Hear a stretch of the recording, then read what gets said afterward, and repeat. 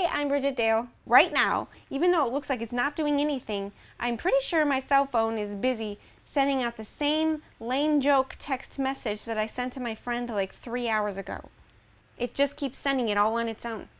I know this because she called and said, "Why have you sent me that message 7 times?"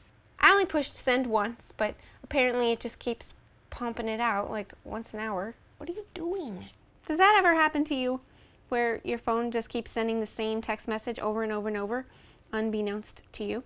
It can be embarrassing, like an unwanted bodily function, especially if you're sitting right next to the person when it happens. And they're like, "I just got your text that said be there in 5 minutes again for the 5th time, and you're here now." I did not know I was doing that.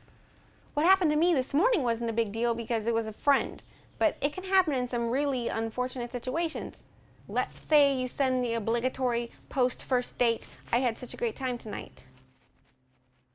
You don't want that one going out 10 times, because the first one, like an hour later after you both got home, he's charmed. Second one, he's like, okay, a little weird. He writes back, "Me too." Then the next morning he wakes up and he's got, "I had a great time, thanks," like 5 more times in his inbox, and now you better hope this has happened to him before, otherwise he thinks you're some crazy, overbearing, repetitive text girl, and you have no idea. Maybe this video could act as kind of like a public service announcement that you could send out in that situation. Hi, you should know that involuntary, repetitive texting can happen to anyone at any time. It is not a myth. The people that say that it happened to them are not crazy and they weren't just resending their same messages a million times to get a response out of you. I know it looks like that, but it's not what happened. And I've said it before that for me, a guy's ability to flirt on texting is really important. I know it shouldn't be, but it is.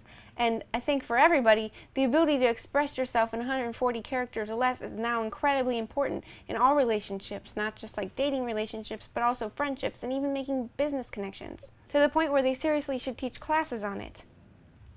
I should maybe teach communication classes on it. Okay, lesson 1 is free. Probably all of them will be free, but right now we're just going with lesson 1, which is definitely free. If your real life personality involves dry humor or sarcasm, you're in a little trouble because on text people won't always know that you're being sarcastic or dry humory unless you give them a hint.